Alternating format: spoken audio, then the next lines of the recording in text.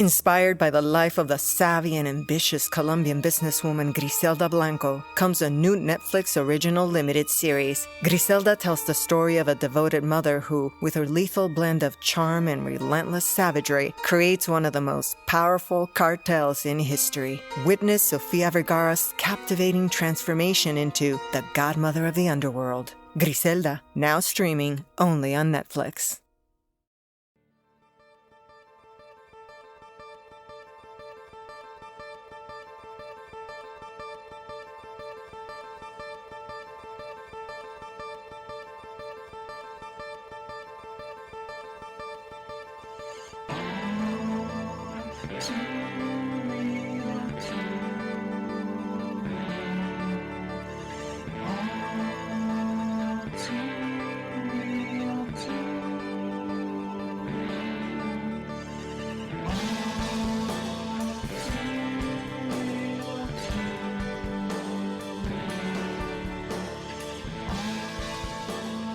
Okay, everybody, welcome to the latest episode of All Too Real 2. My name is Michael E. Collin II, and with me, as always, is... Sesame Joe and Carta. Joe. Yep. Are you like a cup of Joe? Like Morning Joe. Oh, okay. With Jeff Scarborough, whatever his name is. Joe Scarborough. Sorry, Joe Scarborough. Yeah, Doug. That's right, it's called The Morning Show. Yeah, double entendre there, yeah. No, my Joe is short for, I'm assuming, Josephine? Is that what it is? I think so. I don't know if they ever say. They didn't really say no, so I'm assuming Josephine. Anyways, I watched a movie, and so did you, that I guess qualifies as a sequel. Yeah, I guess. Mm-hmm. Is it even related at all to the original, like character-wise, or like a... There's one returning character. Oh, sure, yeah. Yeah, so we're covering in our Direct from Hell series Mean Girls 2, which was a made-for-TV and home video movie that premiered on January 23rd, 2011 on ABC Family. And it was made by Paramount Famous Productions, a made-for-home entertainment division of Paramount Pictures, which produced 6 movies before it folded. And this is the movie that killed it. Famous, huh? Yeah, Paramount Famous Productions. It was named after, see, there used to be prior to Paramount Pictures, there was Famous Pictures, and then they merged and some companies merged and they became Paramount Pictures. Okay. Famous was one of them, so they named it after that. But Paramount Famous Productions lasted from 2009 to 2011. Made 6 movies, and we have covered 3 other ones besides this one. So, really, which one? So we have 4 so far. Okay. Yeah, we covered Without a Paddle, Nature's Calling. Okay. Van Wilder, Freshman Year, and Road Trip Beer Pong. Oh my God, all those movies were terrible. I loved particularly how Jerry Rice was in Without a Paddle too, was it? And who was he claiming to be in the movie? Like Al Gore's brother or something? Yeah, or something to do with Al. Yeah, okay. Yep, that was a good one. Check that one out. Honestly, though, those 3 movies I would rather watch again before watching Mean Girls 2 again. Yeah, because they did have a little bit more excitement to them. Initial thoughts here. So I actually kind of really liked the first half of the movie, even though it was corny. Yeah. Not corny as in Capricorn the Alien movies or whatever. But then the second half, it just kind of fell apart for me. It was way too much. It moved too fast. It was every story has to at some point have some kind of conflict or whatever, and it just it went by way too fast.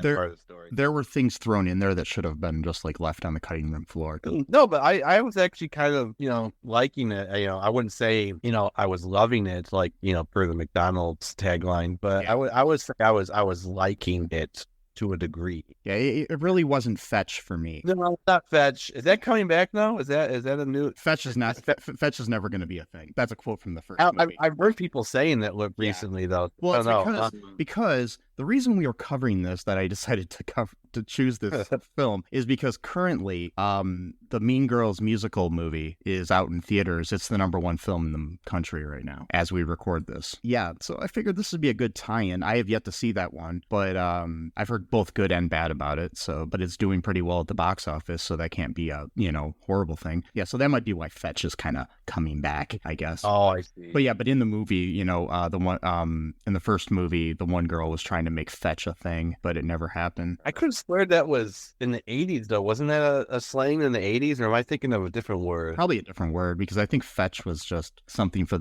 Mean Girls. I don't know, and it's short for like fetching or something, I think. But oh, okay. I really did not like this movie. There were a lot of glaring issues with the movie in the writing, direction, and from what I heard, this movie was shot like really fast too. Like I think it was shot in less than 20 days, and which for a movie produced in Hollywood, that's short. What happens here in this film, if you want to call it that? I want to call it a film. So Jo is our leading girl. Jo, by the way, I forgot to mention before we get into it here. Okay, so this was written by Cliff Ruby, Elena Lesser, and Allison Schroeder, directed by Melanie Meaghan. We've got our main character, Jo Mitchell, played by Megan Martin. She was on the TV show 10 Things I Hate About You, based on the movie 10 Things I Hate About You. Then there's Maria Walsh as Mandi Weatherly, the leader of the Plastics. There's Jennifer Stone as Abby Hanover, who's like a kind but unpopular rich kid. Those are our main 3 characters. Okay, now back to what happened. Okay, so what happens is it begins with like one of those like, I bet you're gonna ask how I got to this point, type of things or whatever, where this rich dude is offering to pay her to be his daughter's friend, but I don't know if they don't say that. They don't stipulate why he's paying her or anything at the beginning. So when I first saw this, I'm like, is he gonna try to have sex with her? What's going on here? Yeah, it was just like, I had no idea what it was about. And that's kind of like our beginning thing. And then, they kind of go to her backstory a little bit. Her mom died when she was young, like when she was like a year old. And her dad, he makes like car engines for race cars as like his job. And, he taught her everything he knows. So she's kind of like a tomboy or whatever type of character. Yeah. And she's had to go to 16 different schools throughout her life because apparently his job requires him to like move around or something. Which I don't understand why you would need to. Yeah. You can't just our parts to different parts of the country apparently in 2011. But I don't know, whatever. And so that was back in 2011. They didn't have cars, so it's kind of weird that they didn't have mail and stuff like that or shipping. That's like a new thing. Apparently, it just came out in 2020 during the pandemic. But yeah, you couldn't ship car parts because there was no such thing as transportation. No, this didn't exist. So anyway, so they had to move 16 times throughout her childhood. And so, consequently, she's never really made any, lasting friends, and she's never really been in like a, relationship with like, boyfriend or whatever. So she's kind of a loner character, and, she just kind of wants to put her head down and just finish school because she's, about to graduate. And then that's one of the big sticking points is her dad couldn't find any work this year or something, and so he couldn't pay for her tuition, and because she wants to go to a specific college that her mom went to honor her memory. So she doesn't want to Carnegie Mellon. Yeah, so she doesn't want to go to like a cheaper school because she wants to make sure that she can have that sort of share that legacy with her departed mother, which makes sense. And so that's when we get into the payment thing. Is Abby is she's being picked on by Mandi relentlessly, who's the leader of Plastics. So I want to point out something here at the beginning of the movie where you're told that she's moving to Ohio to go to North Shore High School. The first movie takes place in Evanston, Illinois. Okay. And this is supposedly the same high school from the first movie. Oh, it is? Okay, that's because we have the same. It's the same name of the high school and the same high school principal, played by Tim Meadows. Yeah, the great Tim Meadows. I love that guy. So basically, it's like a Bayside situation with the Saved by the Bell, where the whole school just moves to I don't get why because the thing is, the movie was filmed in Georgia, but they decided to place it in Ohio, even though the first movie was in Illinois. It's almost like somebody got cliff notes of the first movie and then wrote this movie. Like they didn't even know what the details of the first movie were. Yeah, exactly. It's I don't know, man. Like it did look kind of, I don't know, just the environment stuff was very, there wasn't a lot of nature in the movie, like showing like the actual town that they live in or whatever. It just felt kind of, enclosed or whatever. And so Mandi has this grudge against Abby because they're both rich. They both come from very, very wealthy families. Abby was always just a little bit richer than Mandi, like her birthday parties were always just a little bit better. Yeah. Whatever. So Mandi has been holding this grudge against Abby, always like showing her up and home. So I guess that's what kind of led her to sort of like be popular at school as like a way to sort of counteract, her home life or whatever. Really stupid.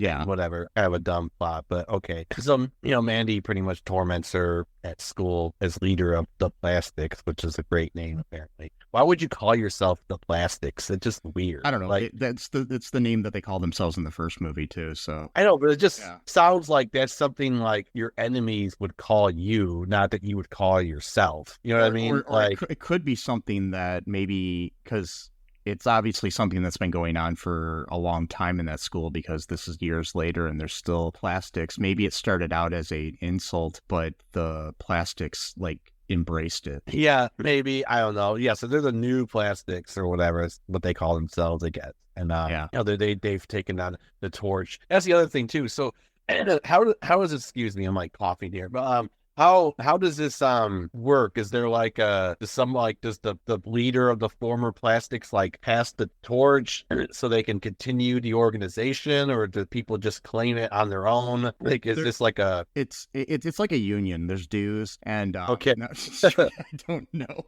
Well, I'm just wondering if there's like a succession thing here, because like in television and movies, there's always this like fabricated idea of cliques that don't even really exist in the real world. I mean, you do have certain cliques, and you have like, I kind of floated between a few cliques when I was in high school, where I could get along with most people, but I still was kind of a nerd. But there was this, I was mainly in the theater, I was mainly a theater geek, because those were my best friends and stuff were all in theater. But I did have friends that were in, other organizations and stuff that I belonged to, and like the art club and more of the nerdy stuff. But also I was somehow friends with like people on the football team and cheerleaders and stuff, and I don't know how that happened, but but there was never like a thing where, I mean, you sat with your friends in the lunchroom, but I never felt like there was this thing where there was like a table. Everybody did kind of gravitate towards the same table every day, but it was never like there was a demarcation where it was like, okay, these are these people. And there was never like a name for the groups of people. There was the popular kids, but there were people that were popular for different reasons.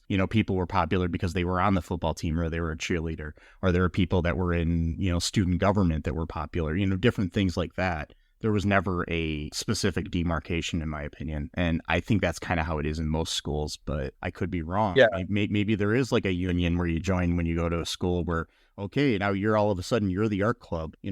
I mean, there's the club, but it's like, you're the art geeks or whatever, I don't know how it works, Yeah, the same thing when I was going to school. It was like, there wasn't like only the football players sat together at a table, or only the people in theater, or only the people in choir. That's like a Hogwarts type of mentality of like, you're in this house, so you sit in this table with your own, people or whatever. That's how schools were actually in Great Britain for years, and I think they might still be some private schools. Oh, really? That's where J.K. Rowling got the idea for these houses.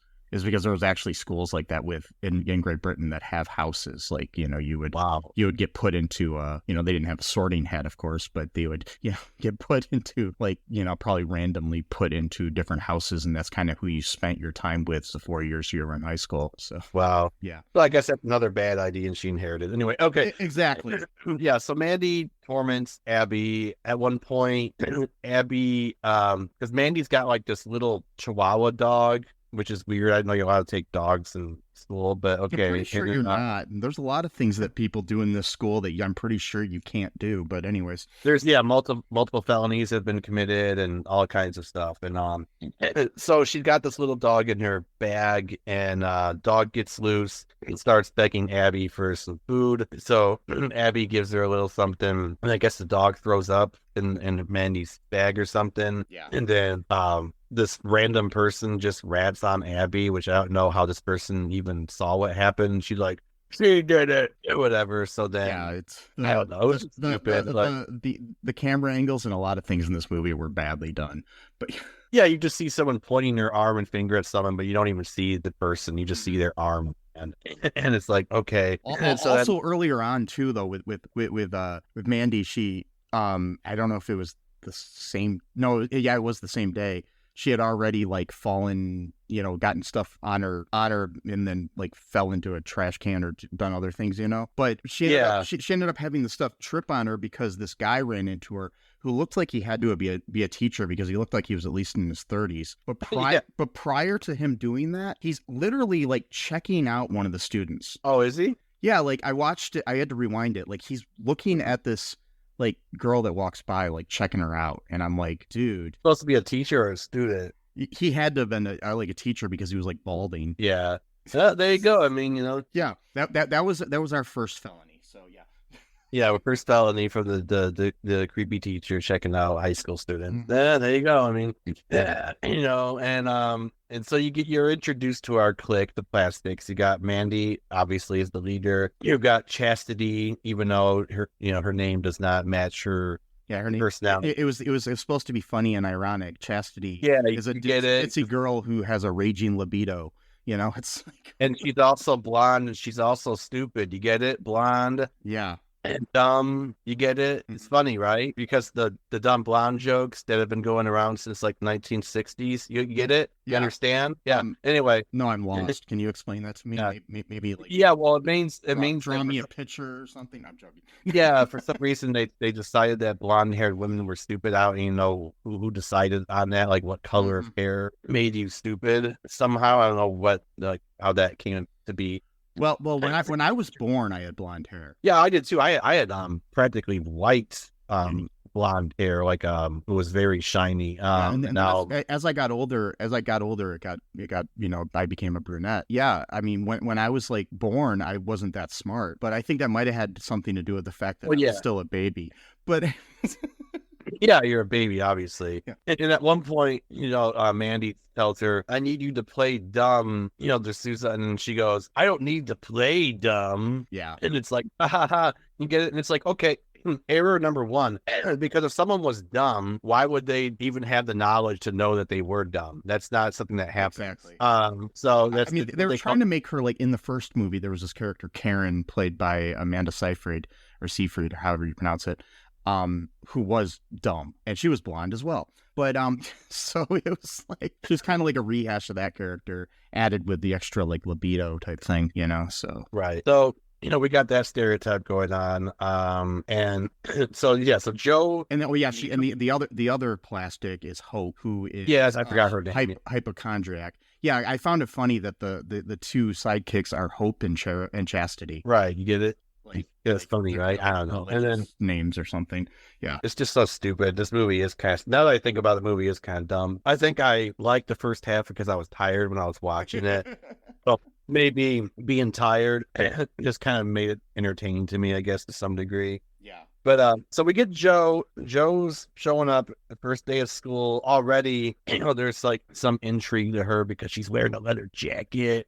She doesn't care what people think about her. It's like, oh, who's this new chick, type of thing or whatever. Like this one guy's like eyeballing her who's like buy his new car and trying to show off his new car because like there's this whole thing about like people's cars being attached to their identities, which that's another thing that doesn't really happen. Like really. I mean, like maybe to some degree you got the guy who's like into like hot rodding, but it's not like, oh, the geeks drive this type of car and the cheerleaders drive this type of car. I'm like, no, doesn't happen at all. And no, it's like in the first movie, they had the little cliques that they went through and talked about, but it was done in a more reasonable like way that made sense. Oh yeah, but one thing too, back. I mean, I think this kind of skipping around here. The dog thing. Okay. So after the dog pukes in the bag, and then she gets it on her hand and stuff, and then gets all, and the other girl puts her bag down so Abby can trip and fall again. But anyways, Mandi is so disgusted by the thing, she throws away her whole bag, including the fucking dog. Right, so we could tag animal neglect now to multiple crimes being committed in this movie. It's like because we never see the dog again after. There's this other girl, what was her name? Quinn, who's like a school newspaper reporter chick. She takes the bag and the dog out of the trash, and basically because so she saves the dog. Yeah, but I don't know. Luckily, she saved the dog. But I mean, I'm still like, but also like that bag on top of the dog, which is cruel to animals. But she also had her phone in there and all this other shit in there. Well, she could just buy another phone, I guess, because she's rich or whatever, and another dog, I guess too. Yeah, but still, your personal information's on that phone. It's kind of it's kind of very neglectful. But hey, that's Mandi for you. Yeah, and so backtracking a little bit, Jo shows up at school.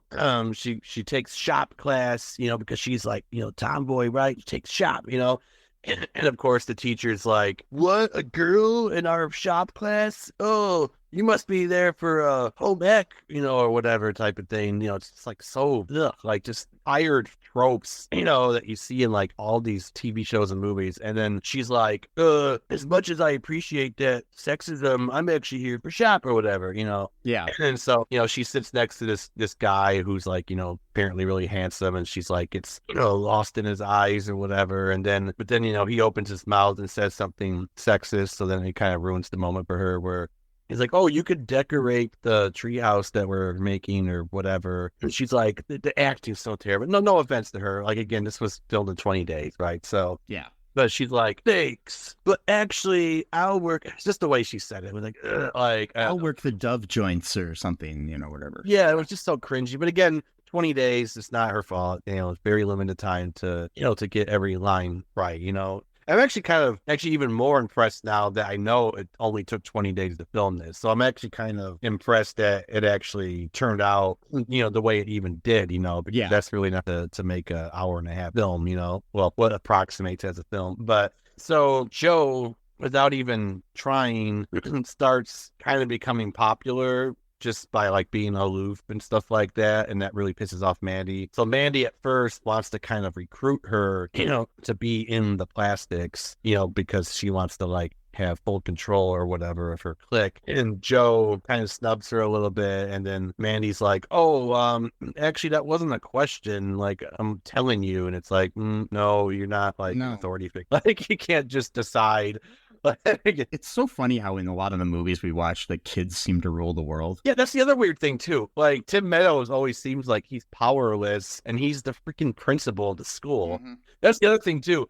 So atop of the misdemeanors and felonies, Tim Meadows also commits several felonies as he's taking pictures of people making out and committing crimes in the school in order to like prove that they committed some infraction. I'm pretty sure you're not allowed to take photographs of your students kissing each other, I don't think you're allowed to take photos of your students, period, without their permission. Because I know, especially now in the age of cell phones and stuff, because I remember that there was and it goes both ways too, even which is horrible, because there's been times where schools have not allowed something to be filmed even when a teacher is like harassing a student. Oh, I see.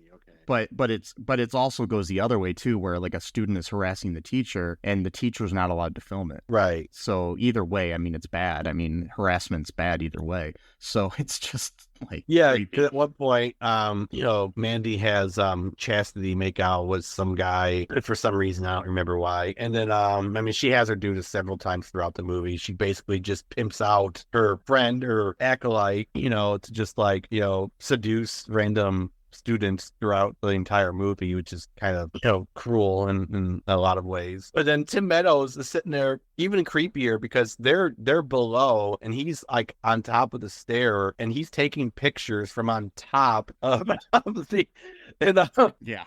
I don't know, it just came off really creepy. I mean, I know the reason why he was doing it is because he wanted to like catch them in the act in order to not suspend them, but like give them detention or whatever. But it's like, dude, I don't think that's the way you go about it.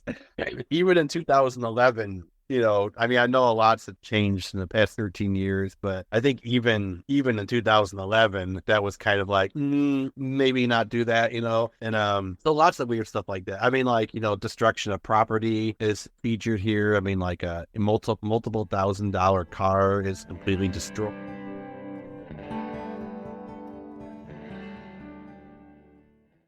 Do you have dreams that you want to achieve, but are scared to do so due to self-doubt, fear, and other people's criticism?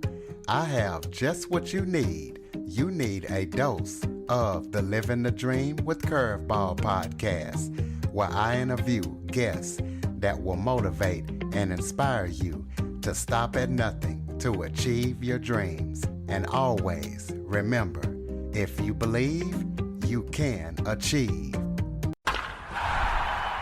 The Living the Dream with Curveball podcast is available on your favorite podcast app. Hey, everybody. Why don't you give the old Black Lincoln Collective podcast a listen? We're funny, we're fat, and we're here 24/7 at blcpodcast.com. Anytime you want to listen, anywhere, all your favorite podcast apps. Of course, we have a YouTube channel where you can stream live with the show. Check out our shorts. We're funnier the less you hear of us. That's been a Black Lincoln Collective podcast at blcpodcast.com. It's like, okay, so her car gets, like plummeted by paintballs. Yeah. No one notices this. No, teachers don't. And they just let them keep doing it. It's like, wait, you got paintball guns on school, which I'm pretty sure that's already forbidden to even have on school because it resembles guns and the school shootings on for like since the early. So guns things remind me completely. It's kind of off topic, but there's this new older guy at my work. Okay. I sat down to him at our meeting that we were having. I sat down next to him, and because that's the only seat that was there. So he there was something about gun violence on the TV that was in the room that we were in, and he says I don't understand why there's all this school shooting these days. Back when I was a kid, we could bring our rifles to school, and I tried to explain it to him, and of course he was just like, well, I think that, if more people had guns, things would be better and all this other stuff. And I'm just like, why did I get in this conversation? Well, it kind of reminds me of your old neighbor who was like the prepper dude. Yeah. Sometimes talk to you about like all these right-wing conspiracy theories and stuff like that. Yeah. The dude that, like, what was it? He looked like the dude from Crosby, Stills and that. He looked like David Crosby. Yeah. He did. He was like a dead ringer for David. He could have actually probably worked as like a David Crosby lookalike. Yeah, totally. He probably make some money doing that. Like show up to parties and he could bring guns. He just disappeared. He just disappeared one day too. Oh, really? I never saw him again. I didn't know if he was moving or if he got kicked out. He probably went and finally left and lived like in a trailer or something. Yeah. Or he was kind of cool though. He's pretty interesting dude. He was nice to talk to. But yeah. But yeah, and anyway, so but the thing is like her car's got paint on it, and she's like all freaking out and angry and everything, of course. But Joe then offers to, is like, okay, I'll give you a ride home, thing. Is the car undrivable because it has paint on That's the thing. I didn't understand that. Why? Maybe she was just embarrassed to drive the car home or something, and her parents would see that she's being picked on again, by Mandi and her plastics or something. I don't know. And then, it's right. So Joe and Joe drives, drives a Vespa, which totally, which makes her cool. Well, yeah, of course. That's the other thing too. She parked. So there was, when she went to school the first day, there was another Vespa parked, and she decided to park right next to that one. I guess that was like the Vespa only parking space or something. Yeah, but like everybody acts all like she's the only person who's ever driven a Vespa. But there's already one there in the school parking lot. Well, we don't know. Maybe that. Yeah, I don't know. It was just stupid. And then, so yeah, Joe takes her home. She's like, "Whoa, this is a nice house. It's like a mansion basically." And then that's when her dad, finds out that, people have been picking on Abby. So then, he's like, oh, well, it's nice to have a friend or whatever type of thing. And that was what gives him the idea to. So we circle back now to the beginning of the movie. Which they reshot. Oh, they reshot it? Okay. Yeah, because I saw a video online where somebody compared the two scenes. The same dialogue, but they're delivered differently. It's weird. Yeah, they do that sometimes with shows and stuff. I don't know why, but so yeah, he offers to pay her first semester at least as like a down payment, basically, to be her friend. That's the other thing too. What I don't really understand is that. So normally when you have this kind of story where it's like, hey, I'll pay you to be my child's friend or whatever, it's usually because like the person is really awkward or like the other person doesn't really even want to be their friend, it's not really interested in them. In this case, it already seems like they were already kind of getting along with each other to begin with, so it kind of steals away a little bit from the whole "I'm going to pay you to be my daughter's friend" type of thing. It's kind of like, you know what I mean? It's kind of like a BFF, she's all that sort of thing. You know what I mean? Yeah. So it kind of felt like it was cheapening the whole plot because they were already kind of. I mean, obviously, you're not going to become someone's best friend the first day you meet them, but they seem to become best friends in like a day. Yeah, so it just seemed like that was a kind of stupid plot. Whereas, back to the like she's all that comparison, like in that movie, Freddie Prinze Jr.'s character and Rachel Lee Cook's character, they didn't hit it off right away after he made the bet with what's his face from Fast and the Furious that passed away. I forgot. Yeah. Oh, Paul Walker. Yeah. So, that's right, Paul Walker. Yeah, but he makes the bet with him, and then it's almost like it takes weeks for them to become friends and for him to fall for her. Right. But that kind of makes sense because that's kind of it takes some time. Yeah, but this is like boom. Joe is like now Abby's best friend. Yeah.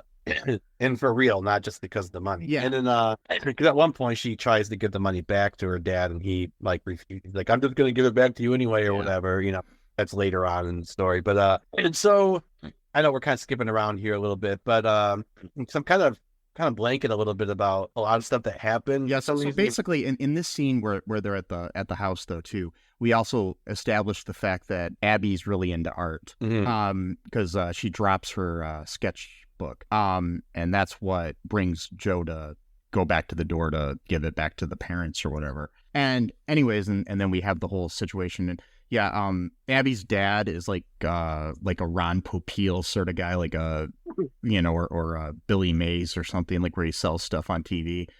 And he like a cat, like an automatic cat toilet or something, and some kind of weird Roomba looking mop or something, So we've got that, but anyway, so she takes the money because she really needs the money for college, basically. So because she really wants to go to Carnegie Mellon, because earlier I don't think we mention that she can't afford to go to Carnegie Mellon because of how bad things were with her dad. Yeah, we mentioned that. Yeah, which I thought was funny back then earlier too, because because she wants to be like an architect, and he says something like, you could transform Toledo into the architectural wonderland. So I'm under the impression that this takes place near Toledo. That's right. I remember that. Yeah, when he mentioned Toledo. Yeah. So I'm thinking it takes place, somewhere near where we live, in Northwest Ohio. That's our headcanon. That takes place in like, let's say Akron or something, or no. Akron would be too far away from Toledo. Oh, okay. That's like 4 hours. I would. Say, okay. Or 3 or 4 hours. I would say, maybe even where I am in Findlay, which is like 45 minutes away. So, yeah. Or where you are in, your undisclosed location in your bunker. Yeah, my undisclosed. Yeah, exactly. Undisclosed location in the bunker underground. That I live in the bunker now. Yeah. Oh boy. So this movie. This movie. So she gives her the ride home, gets offered by the dad to help, and for him to help pay, for school and blah, blah, blah. And her excuse for accepting things and being a complete, idiot or selfish person, is because Abby's dad is such a good salesman. Right. Yeah. Yeah, he blames it on him and his sales techniques. You know who else had really good sales techniques? Who's that? Charles Manson. Yeah. Or Hitler. He was a good salesman. Keith Raniere. You know, I'm just saying. Yeah. I don't know. Yeah, just I'm blanking on what goes on. I know that eventually Mandi starts. I've got like an outline here. Oh, good. So basically, what happens next is they start to become friends, and she starts to become friends with Tyler, her shop partner, the guy who was kind of like misogynistic at first. Mm-hmm. But she saw him with his shirt off, so she likes him now. Well, yeah. It's like then they go on a date, and he's borrowing a car from his best friend, who is Mandi's boyfriend, and Mandi's boyfriend had put a tape recorder in the car and recorded their conversation. And during the conversation, she admits that she's a virgin. And the next day, Mandi puts the audio on the closed circuit television in the school, which I'm like, how does she have the ability to do this? Yeah, exactly. How is nobody in the school stopping her from doing this? Because it's done several times in this movie. They just have audio, so then there's like these random photos on there, and I'm just sitting here thinking, like, who's taking these pictures? Yeah, how did this even happen? Yeah. Is it because earlier we did meet a guy who wore a shirt that literally said geek. Ooh. Yeah, so nice. So we were informed that he was a geek. Also, earlier on the Abby wears a shirt that says "Long live art." Oh wow, that's very. There's no nuance or subtext in this film whatsoever. You know, so it's just... that's very unique stuff there. Because everybody I know, always, all the time, wears a shirt that says exactly what they love or what they are, my dad always wears a shirt that says sports because he likes sports.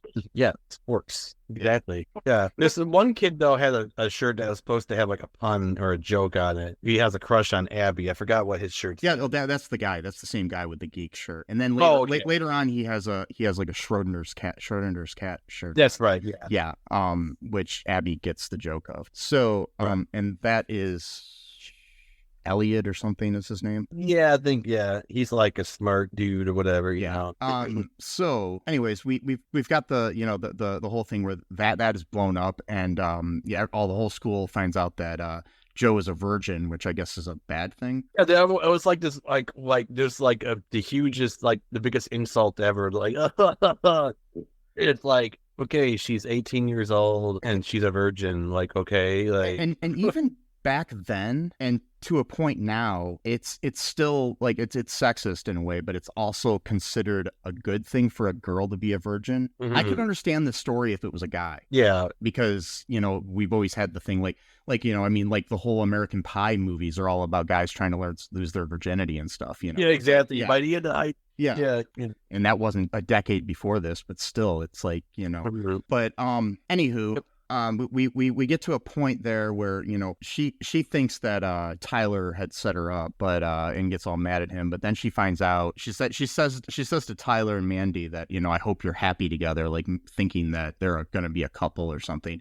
Turns out that Tyler is Mandi's stepbrother, right? Because they throw everything at this fucking. I'm sorry, the writing of this movie. Yeah, there's no nuance whatsoever. It's just like straight up. Yeah. Yeah. It's just like straight up like joke, plot. Like, do you get it? And there's too much. It's like all thrown in a blender and just like spit up on a screenplay. It's like, I don't know. What do they say in the show? Don't tell. This is all tell. And it completely is. But anyways, after that, the girls at one point, the plastics, I should say, decide to basically this whole thing is the dog's fault. Anyways, but it all starts with the dog throwing up the bag. Yeah. And then everything spirals from that point. I mean, obviously there's the backstory between Mandi being jealous of Abby, but this is like the catalyst for this entire the feud, basically. The whole like, beginning of senior year sort of shit. But the the dumb plastics go to the. Oh, did we talk about? I I'm remembering things and then I don't remember if we talked about them, which is kind of weird because I'm getting old. Mm-hmm. But did we talk about how Abby got stuck? This is earlier in the movie. Abby got stuck to her Vespa. Oh, that's right. So one of the many crimes that was committed by the Plastics in this movie is that she put this she snuck into the garage, so it's in invasion of property, and to Joe's dad's garage. So yeah, Joe's dad's garage. So right there, that's a crime. And then she puts this adhesive on the seat of Joe's Vespa, so that's intent of bodily harm. That could hurt her buttocks from having adhesive that might be have chemicals that are viscous and could cause burning sensations, other kinds of physical injury. So that's a crime right there. And I'm assuming that Mandi is 18 years old. She's considered illegally as an adult.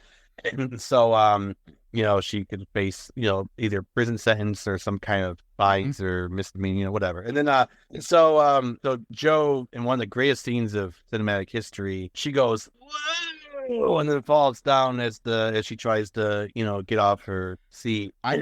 So they do this the day before too. And my question is, most adhesive dries by then. Yeah, that's the other thing. So yeah, they do it literally the day before school. It's clearly daytime, and the sun's still out and everything. And then Abby's tried to pull her off, can't do it. They don't really understand yet, but then they figure out that it's Mandi that did it. And so, but Mandi's plot foils because Joe decides to drive her Vespa into the school and to go into the bathroom and to get a change of clothes that Abby somehow just magically has already somehow. And then and all the kids are getting excited about this girl riding a Vespa around the school. I mean, I would be if someone drove like, but one of them said, "Do you think she's in a biker gang?" Oh my god, I did not hear that. One of them said that like under their breath or whatever at one point. And I'm just like, yeah, because all biker gangs have somebody on a Vespa. They like to have they like to have 18-year-old girls on Vespas. Well, she got the leather jacket though too. So shit, I forgot. And she wears a helmet, and we all know biker gangs wear helmets and look so cool, right? Like you see that helmet, they're like, "That's a badass helmet, bro." That's what you think of when you see bikers. You pay attention to the helmets, Oh yeah. And so magically, Abby has extra clothes that she just takes. Well, I guess that kind of makes sense. No. It was her art smock. Oh, that's right. Okay, yeah, that's right. Smock. So everyone. Okay, if I was in high school and I saw something like that, I would think it's pretty cool. But like the reactions from the students are like, this is the coolest thing that ever happened in the entire history of the universe. Like they're like, ooh, and that's badass. And it's like, it's cool, yeah, but it's not something that like I would think is like people would be talking about for like years and years, decades later type of thing. But again, no nuance in this film, so none at all. All the reactions were just completely, blown out of proportions. So now we've got another time after that event, and also after the Virgin reveal.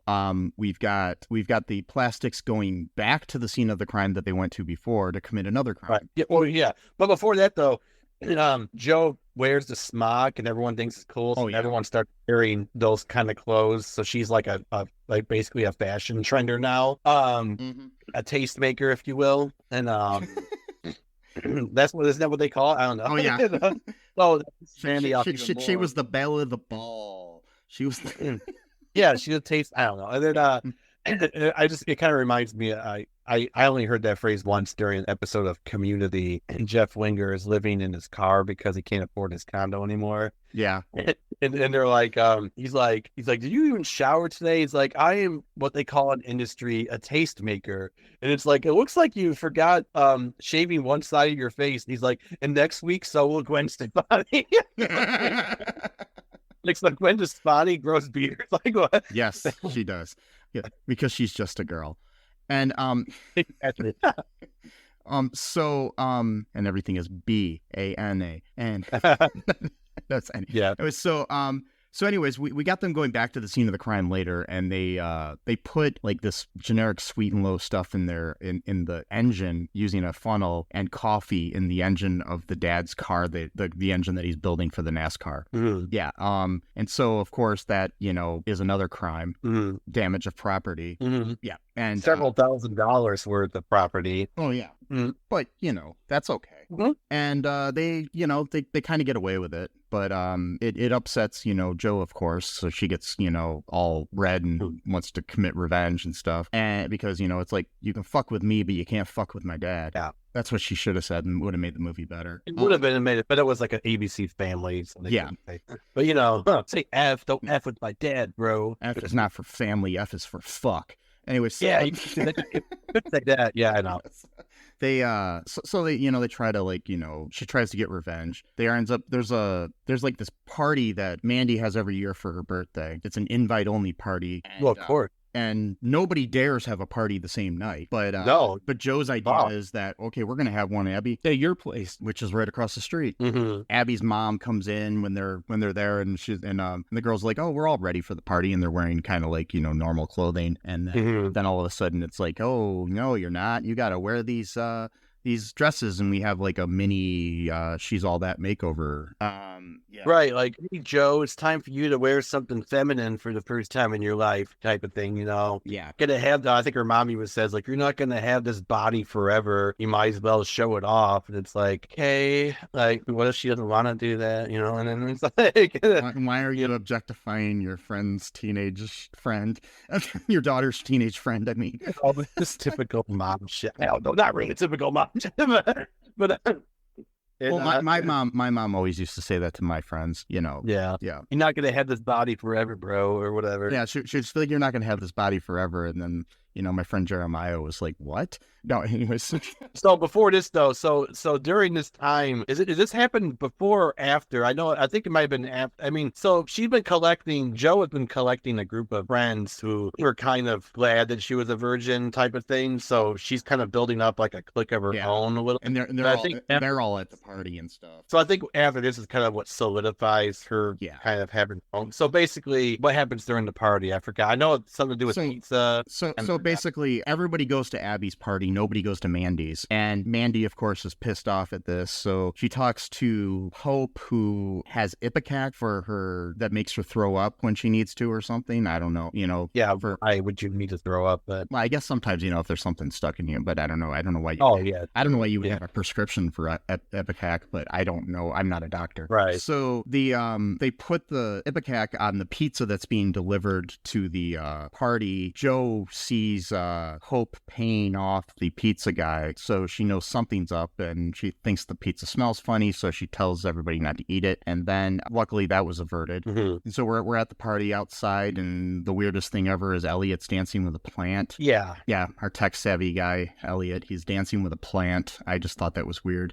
But the whole time he's checking out Abby. Stereotypes. He's the geek who doesn't care he's a geek, type of thing. That's his role in the movie. So he has to be with the geek who... like, he knows he's weird, but doesn't care he's weird. So, like, no one can really make fun of him because it just bounces off of him, bro. That's his character. That's, in a nutshell, that's who he is. I stereotyped him, but the movie stereotypes him, so it's okay if I stereotype him because the movie already did it. He was already a one-dimensional character regardless. Yeah. So, yeah.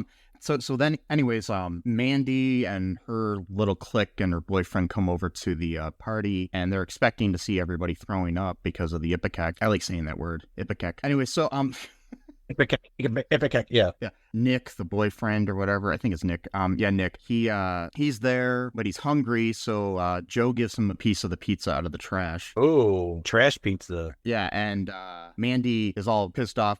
Course, and then she's like, I'm gonna show you, Virgin Joe, what it's like to be all sexy and stuff. And then she goes over to kiss her boyfriend, and he throws up all over her. Yep. Which I saw coming a mile away. But so that's what happened at the party. So then after that, Joe and Abby and Quinn, the other outcast kind of girl who saved the dog earlier, they start a new clique, and they call themselves the Anti-Plastics.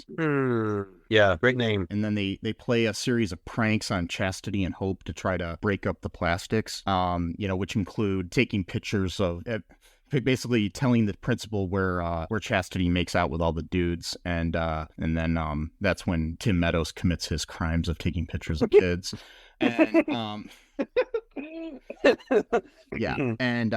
so at one point Joe starts, as that goes on, Joe starts to become more and more like Mandi because she's like the new like it girl in the school, and you know the anti-plastics are the new cool group. And Jo then goes and she gets money in the mail, or no, she gets money from I think in the mail or something from Abby's dad, and she tries to return it because she starts to feel like she's becoming a bitch, you know. And then she wants to tell Abby what's up, but then Mandi overhears the whole thing and basically breaks it to Quinn to put in the newspaper. Quinn's just kind of like a, you know, she has no no loyalty at all. Nope. She basically it's broken that, you know, that basically Jo's just been friends with Abby because her dad's been paying. Yeah, which is, you know, really weird still to the whole point of the script. But then Quinn gives the idea that the only way that I guess the votes are already in, and it looks like Jo's going to be homecoming queen, which Mandi really wanted. And so she finds out that the only way for that to not happen is if Jo is expelled, thanks to Quinn telling her that idea. And so Mandi and Nick steal the homecoming court charity money. So that's another felony, which was supposed to be donated to like the Humane Society. Yeah. Well, we already know that Mandi doesn't really care about animals because she threw away her own dog in the trash. So yes, bad tracks, you know. Poor dog. And Coco Chanel, that was the name of the dog. She plants it in Jo's shed and then tips off Principal Duvall. That's Tim Meadows' character. So then Jo is expelled, and he's basically saying that he had to tell Carnegie Mellon as well, so she might not be able to go to school there. So, but she finds Mandi in the hallway and then says, we've got to fight this out like men in a powder puff football game in the most stupid, pointless plot point in this whole fucking movie. Yeah, this one came out of nowhere. I was not. There's no connection to anything. It makes no sense. And in the end, doesn't affect the plot at all. No, it was like a waste of 15 minutes. And that's the other thing, too. This point only took about 15 minutes to go from start to finish. And it was just stupid. Yeah, because Mandi's like, oh, well, you know, good luck facing us with just, you know, your team of one, because, you know, all the girls don't like her anymore because of, So, you know, we're like, oh, no, you know, what's going to happen? She's going to have to face an entire football team. That's the other thing, too. So, like, Mandi starts, like, recruiting all these students that we never even seen before. Like, there's a fifth-year senior who's, like, this really big girl. She, quote, doesn't feel pain. Yeah. Which, is that even a thing? Like, I don't even understand how you don't feel pain. It's not. I think I'm the exact opposite of that. That's all I feel is pain. Yeah, me too. And then, like, this karate champion, and there's this one scene where she's got, like, some freaking, like, sides or nunchucks or some shit on build, and it's like, you're not allowed to do karate in football. What? Like, and that might actually make me watch football, though. Well, true, but it's just so weird. Well, basically, you know, the girls, they don't really necessarily forgive Jo, but they want to help her anyway, so they join her team. Because they find out that she was trying to give back the money, so they know. Right. And so they have the whole training montage where they're, like, learning how to play football and stuff like that. And they also come up with the idea that they can prove that Mandi stole the money because there's security cameras. There's this weird neighbor named Mr. Winkle across the street. Oh, that's right. Earlier, who has security cameras on the trees next, you know, across the street from Jo's house. Right. Yeah. Yep. They the geeky guy Elliot decides that he can hack into the security cameras or something. My whole thing is this guy has security cameras for a reason, because he wants to catch criminals. Yeah. Why not just knock on Mr. Winkle's door and be like, hey, can we get the tapes of the cameras or digital, whatever, however that's being recorded? Like, no thing. Yeah, because he thinks that Joe's dad is running a, quote, chop shop in his garage. That's why he installed his cameras, because I was working on cars. And also on top of that, if he's recording all this stuff, don't you think he would have seen somebody breaking in several times to the garage and the shed of his neighbor's house and maybe say something? And even if he doesn't like him, I think you might, as a human being, might want to say, hey, that doesn't look like his daughter or anybody, you know. Maybe a bunch of teenagers are going sneaking in the garage and call the cops on a bunch of teenagers doing looking shit. Yeah, exactly. Yeah, so Elliot's like trying to like hack into the Wi-Fi by moving around and shit. Somehow that means by him walking around he could find a sweet spot in order to peck or whatever. It's stupid. Yeah. So the big game happens. Of course, the plastics have uniforms and the anti-plastics don't because they're the underdogs. Get it? Yeah. You know, the fancy team has uniforms that they paid for. And the anti-plastics can't buy uniforms, even though they probably don't really cost that much. Even though Abby could have probably bought the uniforms because she's rich. Exactly. It's like, why? Okay, but whatever. And then it's like the whole Little Giants bullshit, you know. Yeah. And before that though, apparently there is a checkered past. With Tim Meadows' character. Oh yeah, because he goes into the locker room. He's like, "Are you decent? I don't want a sexual harassment case again." It's like, oh, was that maybe the pictures you were taking? Or is this something different? What the hell? I mean, he kind of flirts in the original movie with Tina Fey's character, so maybe there was something there that, maybe in between the movies, she sued him for sexual harassment. Yeah, maybe, yeah. Really know the lore, the deep lore of that, the Mean Girls saga or whatever. And so, basically, anti-plastics win. I mean, anticlimactic, we know they're going to win. Elliot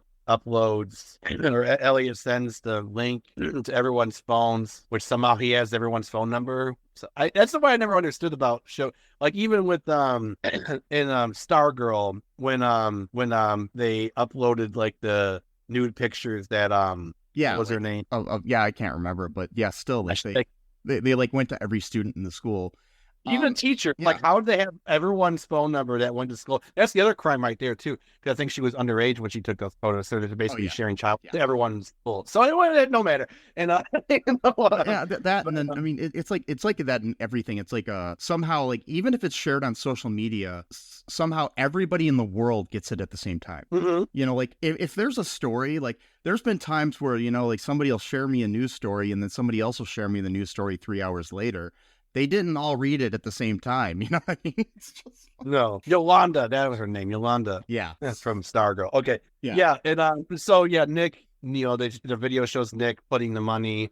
And that's the other thing, too. And so if this was really a crime that someone would committed, why would they just put a big bag of money sitting in their garage, not hidden at all? Just like, who would do that? Why would you put it in your shed if you're going to steal the money? I would have taken it out of that, like, because it's like a heart-shaped thing that they got all the money in. Yeah. I would have taken the money out of there and, straightened them up and put them in like a, bank or something, or like hidden them in hidden the money in like your floorboards or a ceiling tile or something. It's just like, what the hell? Like, no, here's the thing, just sitting there in the garage with the that's the other thing too. So Joe's father obviously is a victim of the various felonies that they committed against him, including one that affects his livelihood to earn a living and take care of himself and his daughter.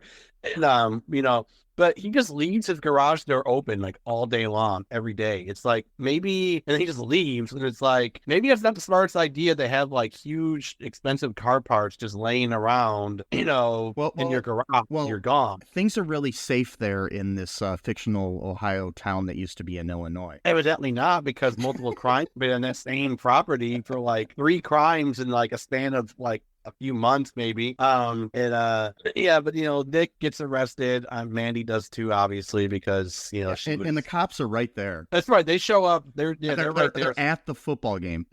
They wanted to see this cool powder buff, whatever. I don't know. Football game. Yeah, because that's what all cops like, unless they hired cops for the game. I don't know, Maybe they did. Maybe they sent them there already to check it out, and they're like, "Hey, now you gotta arrest these people." And then, like, Nick is like loyal to the end. Yeah. He's an idiot that, like, even though Mandi's the one that basically made him the mark, to take the fall for the crime. And they're arrested though, and then Principal Duvall apologizes to Joe, of course, and says that he'll help out with the college shit too, and And then, that's right. We expelled her for like a day. And so then we have the homecoming dance. Oh yeah, that's right. And Elliot is elected homecoming king, which he probably hacked in to do, and he's like the worst hacker in movie history. But anyway, so the worst representation of a hacker, at least, even worse than the movie Hackers. And the movie's good, not really, but okay. So and then Abby is elected like homecoming queen, and it's mainly just because